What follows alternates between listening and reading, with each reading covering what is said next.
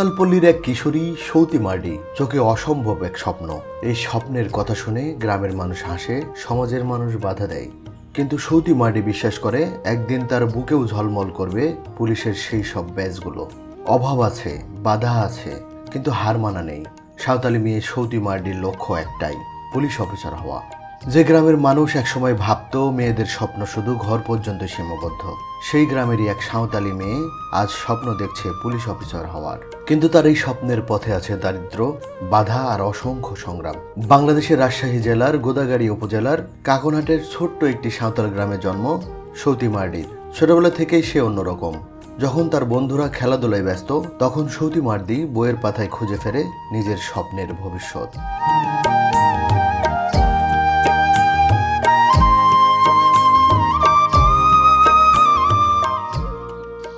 দর্শক আসসালামু আলাইকুম। আমি এখন অবস্থান করছি রাজশাহী জেলার গোদাগাড়ী থানার কাকনহাটের আমতলীপাড়া গ্রামে। আমার পাশে বসে আছে একজন আদিবাসী মেয়ে। সে স্কুল গোয়িং স্টুডেন্ট।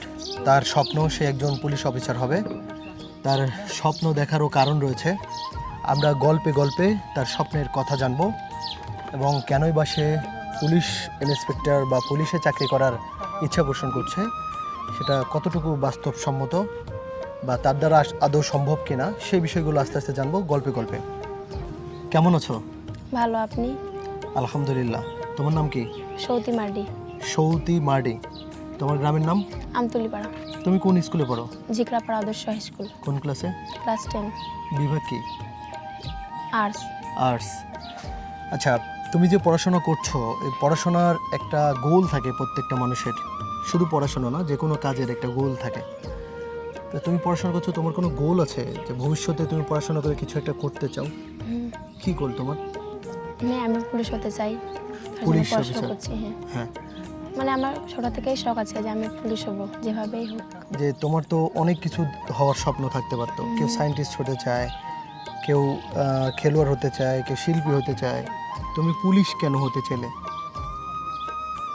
মানে আমি হাইটাও ঠিক আছে তো, তাই। আচ্ছা, তোমার ফিজিক্যাল ফিটনেসটা ভালো থাকার কারণে তুমি চিন্তা করছো যে পুলিশ হবা, তাই তো? আচ্ছা, পুলিশ হতে গেলে কি কি করা দরকার, এটা কি জানো তুমি? মানে দৌড় দেওয়া লাগে, মানে 5 কিলো 10 কিলোর মতন। হ্যাঁ। আরও মোটা মোটা পাইপ, মানে এক কথায় বডিটাকে ফিট রাখার জন্য এক্সারসাইজ করতে হয়। সেটা কি করো তুমি? না, করি না। তাহলে করতে হবে না? হ্যাঁ। শোনো, পুলিশ বা আর্মি হওয়ার জন্য শুধুমাত্র পড়াশোনা করলে হবে না, বডি স্ট্রাকচার, বডি ফিটনেসটাকে ঠিক রাখতে হবে। সেজন্য তোমার মর্নিংয়ে বা বিকেলে যে কোনো সময় তোমাকে এক্সারসাইজ করতে হবে। পুরো বডিটা হাইটের সাথে ব্যালেন্স করে ওয়েটও ঠিক রাখতে হবে। পড়াশোনা তো মাস্ট করতে হবে। তুমি কি সেগুলো করছো? না, করি না। তাহলে এখন থেকে শুরু করতে হবে। স্বপ্নটাকে স্বপ্ন রাখা যাবে না, স্বপ্নটাকে ধরতে হবে। ধরার জন্য তোমাকে পরিশ্রম করতে হবে, ঠিক আছে? পৃথিবীতে কোনো কিছুই খুব সহজে পাওয়া যায় না। পাওয়া যায় না। যেটা সহজে পাওয়া যায় সেটার কোনো দাম থাকে না। তাহলে এই পুলিশ হতে হলে তোমাকে পড়াশোনার পাশাপাশি খুব স্ট্রাগল করতে হবে। তাহলে শুরু হয়ে যাক কালকে থেকেই, সকাল থেকেই শুরু করে দেবা। আর পড়াশোনাও ভালো করে করবা। এক্ষেত্রে আমি তোমার সাথে আরেকটা বিষয় নিয়ে কথা বলবো। সাঁওতাল আদিবাসীদের ভিতরে একটা প্রবণতা আছে, তাদের বয়স, মেয়েদের বয়স 18 ছুঁই হইলে বিভিন্ন জায়গা থেকে ঘর আসে বিয়ের, এবং বাবা মাও চিন্তা করে যে আমার মেয়েকে বিয়ে দিতে হবে। সেক্ষেত্রে তোমার যদি বিয়ে হয়ে যায় তাহলে তো তোমার পড়াশোনা কমপ্লিট হবে না। স্বপ্নটা পূরণ হবে নাকি অধারা থেকে যাবে? ওরকমই থেকে যাবে।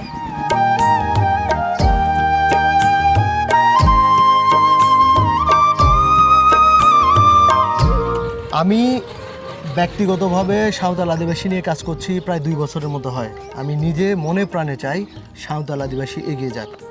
তুমি তোমার বাবা মাকে বোঝাবা যে বাবা, আমি পুলিশ অফিসার হতে চাই। সো আমার ব্যাপারে বিয়ের কোনো কথা আনবা না, মানে আমার বিয়ের ঘর আনবা না।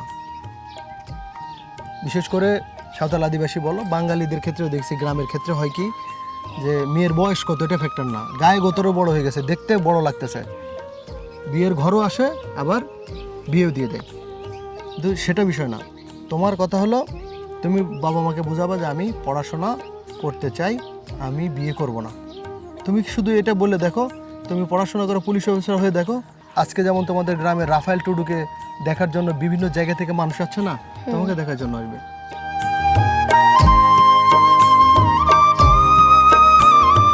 আপনি সতী মার্ডির মা। হ্যাঁ। সতী মার্ডির সাথে আমি কথা বলেছি, তার স্বপ্ন সে পুলিশ অফিসার হবে। আপনারা কি আপনার মেয়েকে সে স্বপ্ন পূরণের জন্য সহায়তা করবেন, বা আপনাদের স্বপ্নটা কি সেরকম আছে? কিছুটা আছে, কিছুটা থাকলে হবে না, পুরোপুরি থাকতে হবে। এখন ওরা পড়াশোনা যদি ভালো মতো হয় তাহলে আমরা চেষ্টা করব। পড়াশোনার সুযোগ করে দিতে হবে। ধরুন সে কীরকম পড়াশোনা করছে সেটা তদারকি করতে হবে, এবং তার যে অর্থনৈতিক বিষয়গুলো, যেমন বই পুস্তক কিনে দেওয়া, টিচিং, তারপরে টিউশন, এই সবগুলো আপনাদের ম্যানেজ করে দিতে হবে, হ্যাঁ।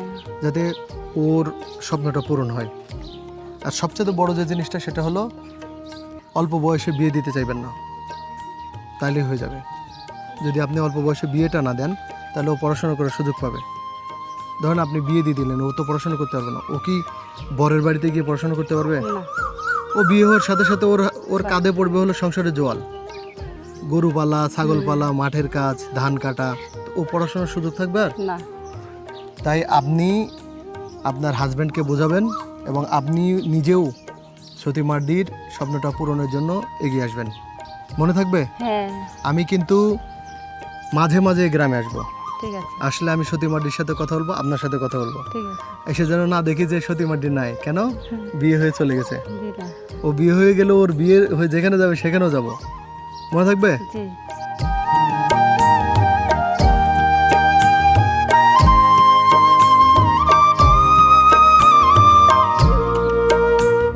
দর্শক, সৌতি মার্ডির যে আকাঙ্ক্ষাটা, যে স্বপ্নটা, যে গোলটা, ভবিষ্যতে পুলিশ অফিসার হওয়া, এটা কিন্তু একদম নিতান্ত অমূলক নয়।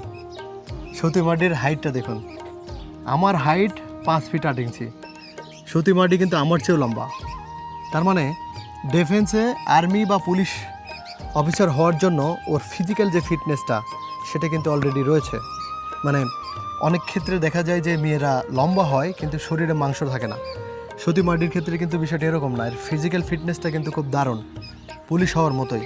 জাস্ট পড়াশোনা করে একটা নির্দিষ্ট রেজাল্ট করার পরেই সে কিন্তু অ্যাপ্লিকেশন করলে হতে পারে, তার স্বপ্ন পূরণের কাছাকাছি রয়েছে। শুধু একটা জিনিসই খেয়াল রাখতে হবে, যেন সতী মার্ডিকে অল্প সময়ের মধ্যে, মানে বিয়ের বয়স হওয়ার আগেই যেন বিয়ে না দেয়, পড়াশোনা শেষ না করে।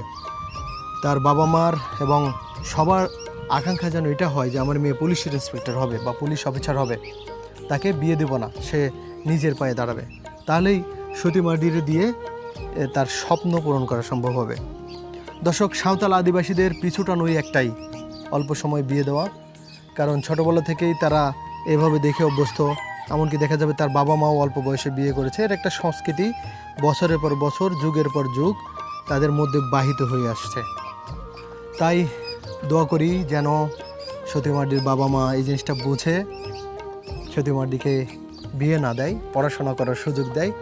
ওর স্বপ্ন যেটা সে বুকে লালন করছে সেটাকে যেন সামনে তুলে ধরতে পারে, যেন 8-10 জন বাঙালি নারীদের মতো সেও একজন সমাজের উঁচু স্তরে যেতে পারে, এই গ্রামের একটা উদাহরণ হয়ে থাকে। এই আশা করি আমি মনে প্রাণে। এবং আপনারা যারা এই ভিডিওটি দেখছেন তারা অবশ্যই দোয়া করবেন এবং উৎসাহ দেওয়ার চেষ্টা করবেন, যারা সাঁওতাল আদিবাসী থেকে সামনে এগোনোর চেষ্টা করছে তারা যেন এগোতে পারে। তুমি কি আমার অডিয়েন্সের জন্য কিছু বলতে চাও? হ্যাঁ, চাই। হ্যাঁ, বলো। দর্শক, আমি একজন স্টুডেন্ট, ছাত্রী। আমি পড়াশোনা করছি। আমি যেন পড়াশোনা করি, আমার যে শখ আছে, আমি যে পুলিশ হব সেটা যেন আমি হতে পারি। আপনারা সবাই আমার জন্য দোয়া করবেন। যেহেতু আমি সাঁওতাল আদিবাসী, তার জন্য আমার জন্য দোয়া করবেন। দর্শক, তার সাথে তাল মিলিয়ে আমি বলছি যেন সতী মার্ডির স্বপ্নটা পূরণ হয়।